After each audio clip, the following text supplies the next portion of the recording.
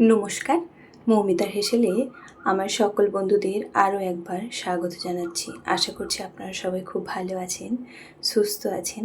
আজকে এই গরমের একেবারে একটা ঘরোয়া রেসিপি আপনাদের সঙ্গে শেয়ার করছি। আশা করছি আপনাদের খুবই ভালো লাগবে। তেল মশলা একেবারেই নেই, অথচ খাবারটা কিন্তু খেতে ভীষণই ভালো লাগবে। আর ভাতের সাথে তো ভালো লাগবেই, রুটি পরোটার সাথে রাতেও কিন্তু খেয়ে নিতে পারবেন। আজকে দেখুন এই ঝিঙে রেসিপিটা শেয়ার করছি।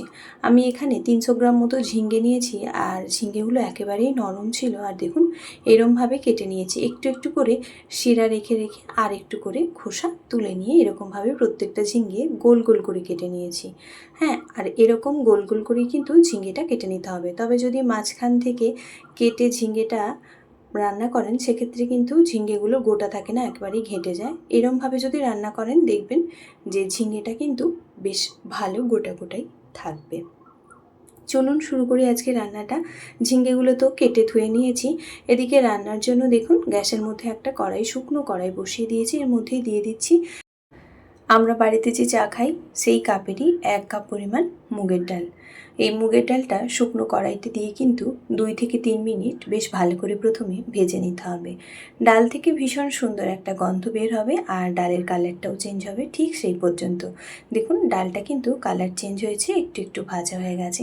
এই পর্যায়েতেই ডালটা নাবিয়ে 1 থেকে 2 বার ধুয়ে নিতে হবে। খুব বারবার করে কিন্তু জল ফেলবেন না, তাহলে ডালের গন্ধটা চলে যাবে। আবারও ওই কড়াইতে দিয়ে দিলাম অল্প একটুখানি সর্ষের তেল। এবারে এর মধ্যে অ্যাড করছি আগে থেকে কেটে ধুয়ে রাখা ঝিঙেগুলো। তবে ঝিঙের মধ্যে কিন্তু এই মুহূর্তে লবণ, হলুদ কিছুই দিতে যাবেন না। এরকমই শুধু ঝিঙেটা তেলের ওপরে হাই ফ্লেমে রেখে কিন্তু 2 থেকে 3 মিনিট ভেজে নিতে হবে। ঝিঙের মধ্যে কালার ধরতে শুরু করবে, ঠিক সেই পর্যন্ত একটুখানি ঝিঙেটা ভেজে নিতে হবে। দেখুন ঝিঙের গায়ে এরকম একটু একটু কালার ধরতে শুরু করেছে। এবারেই আমি ঝিঙেগুলো কিন্তু তুলে নেব, এর থেকে আর বেশি ভাজবো না। এইরমভাবে কিন্তু দুপুরবেলা ঝিঙেটা বানিয়ে দেখতে পারেন, ভীষণই খেতে ভালো লাগে, খুবই টেস্টি হয়। এবার ওই তেলের মধ্যেই দিয়ে দিচ্ছি 1 ইঞ্চি মতো আদা গ্রেট করে নিয়েছি, সেটাই দিয়ে দিলাম।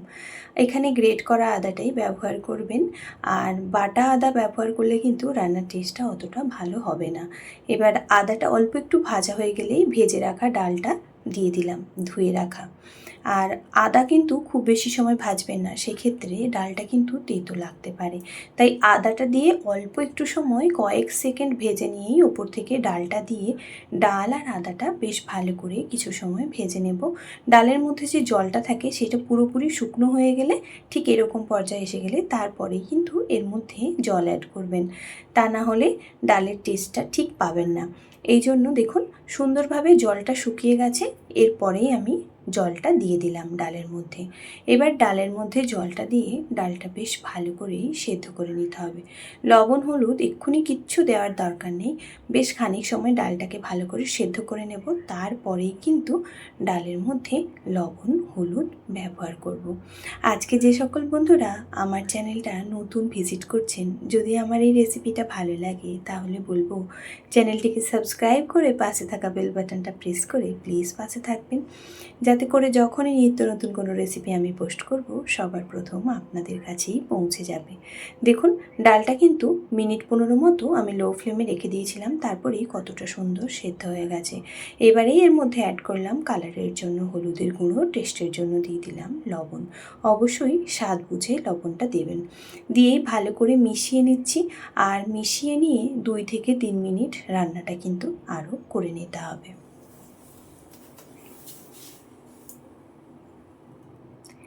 ভালো করে ডালের সঙ্গে দেখুন লবণ আর হলুদটা মিশিয়ে নিয়েছি, আর তারপরেই এর মধ্যে অ্যাড করছি আগে থেকে যে ঝিঙ্গেটা ভেজে রেখেছিলাম সেটাই। ঝিঙ্গেটা দেওয়ার পরেই দেখবেন বেশ খানিকটা কিন্তু জল ছাড়বে।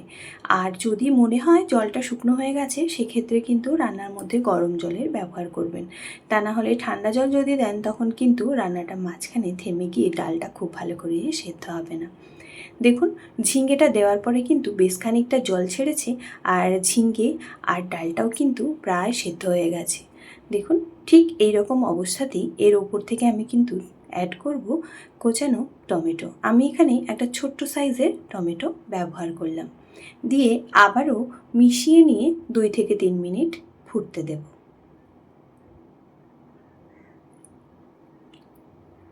সুন্দর করে মিশিয়ে নিয়েছি। এবার এদিকে টমেটো ডাল আর ঝিঙেটা ফুটতে থাকুক। এদিকে তড়কা দেব, তার জন্য তড়কা প্যানটা বসিয়ে দিলাম গ্যাসের মধ্যে। গরম হয়ে গেলেই সর্ষের তেল পর্যাপ্ত পরিমাণ দিয়ে দিলাম। তার মধ্যে দিয়ে দিচ্ছি কয়েকটা শুকনো লঙ্কা আর দিয়ে দিচ্ছি 5 ফোড়ন, হাফ টিস্পুন মতো। এবার দিয়ে বেশ ভালো করে 5 ফোড়ন আর শুকনো লঙ্কাটা ভাজা হয়ে গেলে ওপর থেকে দেব খানিকটা কারি পাতা। গন্ধটা ভীষণ ভালো লাগে খেতে, তাই দেখুন কারি পাতার ফোড়নটা দিলাম। দিয়ে কালারটা ভীষণ সুন্দর হবে, তাই অল্প একটু কাশ্মীরি রেড চিলি পাউডার এখানে অ্যাড করলাম। তবে এই দিয়ে কিন্তু ভালো করে ভাজতে যাবে না, জাস্ট একটু মিশিয়ে নিয়েই তড়কাটা দিয়ে দিতে হবে, তা না হলে কিন্তু লঙ্কাটা পুড়ে যাবে।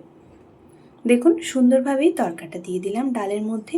এবারে রান্না প্রায় শেষের পথে। অল্প একটু মিষ্টি দিয়ে নামিয়ে নিতে পারবেন। মুগের ডাল যেহেতু, সেই জন্যই কিন্তু অল্প একটু চিনির ব্যবহার করবেন, তাহলেই খেতে কিন্তু ভীষণই ভালো হয়। ডালটা দেখুন কতটা সুন্দর হয়েছে, আর থিকনেসটা দেখে বুঝতে পারছেন ঠিক এরকম থিকনেসই ডালের রাখবো। এবারে উপর থেকে দেখুন দিয়ে দিলাম চিনিটা, দিয়ে মিশিয়ে 1 থেকে 1.5 মিনিট ফুটিয়ে নিলেই একেবারেই ঝিঙে দিয়ে মুগের ডালটা কিন্তু রেডি।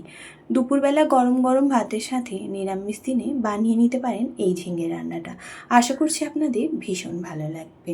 কেমন লাগলো কমেন্ট বক্সে জানিয়ে যেতে কোনোভাবেই ভুলবেন না। ভালো লাগলে লাইক, কমেন্ট, শেয়ার, সাবস্ক্রাইব করবেন। আর যদি খুব ভালো লাগে তাহলে চ্যানেলটিকে সাবস্ক্রাইব করে পাশে থাকা বেল বাটনটি প্রেস করে প্লিজ পাশে থাকবেন। এবার এই গরম গরম ভাত, রুটি, পরোটা আপনাদের যেমন খুশি সেরকমভাবেই ডালটা খেতে পারেন। দেখুন কতটা সুন্দর দেখতে হয়েছে। এতটা সময় আমার সঙ্গে থেকে আমার এই রেসিপিটা দেখার জন্য আপনাদের অসংখ্য ধন্যবাদ। ভালো থাকবেন, সুস্থ থাকবেন। আবারও দেখা হবে আপনাদের সাথে অন্য কোনো রেসিপিতে।